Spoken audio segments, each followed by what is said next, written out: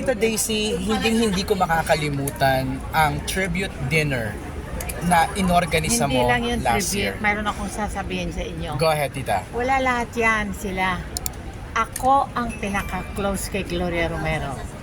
Pagpasok ko sa Sampaguita at nakilala ko siya, naging close na kaming dalawa. Sama ako ng sama sa kanya. Natutulog ako sa bahay. Mas marami pa akong tira sa bahay niya kaysa bahay ko. Mahal na mahal ko si Gloria. Ayaw ko nga magsalita dahil iyak ako ng iyak eh. Napakabait na babae yan. Walang kaaway yan. Wala. Noong isang araw lang, tama ka na, MJ, na sinabi mo sa akin ako nagbigay ng tribute. Kasi kung iba ang kukuha sa kanya, hindi siya papayag. Sabi niya sa akin, ikaw lang, Day. Pag ikaw, papayag ako. Kaya gumawa ako talaga. 1 month lang yung pinipray ko. Ay lahat naman sila Mr. M, sila Boy Abunda, nakipag-cooperate sa akin lahat mga artista. Wala mga bayad yun. Correct, correct. Kaya tuwang-tuwa din ako. Pero mayroon ako ikukwento sa inyo. Alam mo yan, yung mga 87 years old siya, 86. Kung minsan, syempre ako, gala din ako ng gala dahil layas talaga ako nung araw pa. Minsan, andun ako sa casino. Hindi ako sinungaling ha. Alam mo naman ako, prangka. Pero hindi ako yung nagbibet ng pag walang magawa. Tatawag sa telepono yan. Makikita ko Gloria Romero. Ting, ating ang tawag ko sa kanya. Ting, mamaya na lang. Bakit nasaan ka ba? Pumipindot. Ano yan? Sabi ko. And then afterwards, pag tapos na, tatawagan ko na siya. Ikaw naman ating, nilidisturbo mo ako. Natalo tuloy ako. Sabi ko, tatawa na yan. Ano pang ginagawa mo? Hindi ko na alam kung nasaan ka. Ano yan sa akin ng ano? Usisa sa akin. Pag hindi kami nakikita. Kaya, masamang loob ko kasi, alam mo, nung nag-asawa ko, lahat ng problema ko, lahat naman tayo may problema. Yan ang tinatakbuhan ko lang. Alam niya lahat ng buhay ko. Alam ko rin ang buhay niya kung paano sila nag-ibigan ni Juancho, kung sino mga lumigaw sa kanya. Ako lang lahat yun. Yan mga sinasabi ng iba. Hindi ako nagmamalaki ha. Tanungin ninyo ang Sampaguita Pictures, mga tao dyan.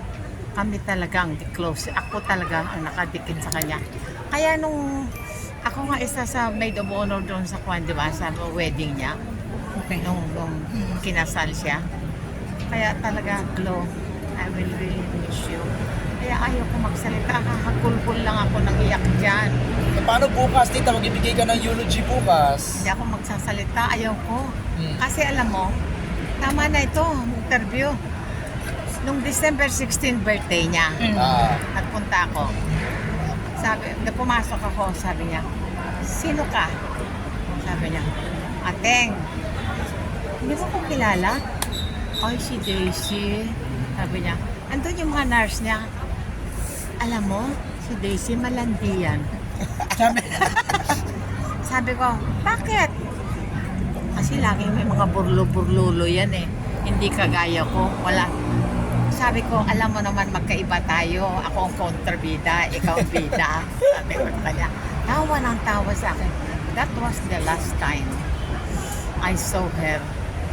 Tapos, 3 days ago, sabi ni Marites sa akin, Tita, para masama ang lagay ni Mami. Marites, magdasal na lang tayo naman para sa kanya. Dasal ako ng dasal. Punta ako sa Baclaran. Punta ako sa Nazareno.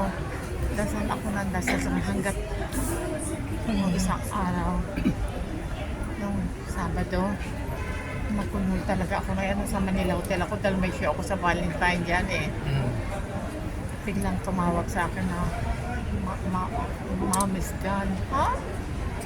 Talagang iyak. Ako nang iyak. Diyos ko, isang gabi at ako umiiyak. Ibang klaseng kaibigan yan. Walang kaawa yan. Sobrang bait niya. You lost a best friend, a sister, a sister, and everything. I lost. Talagang wala na akong makuhang kaibigan na kagaya niya. Kaya sabi ko, wherever you are, Glo, nandiyan lagi ako sa iyo, nagdadasal, o pagdasal mo rin kami dyan.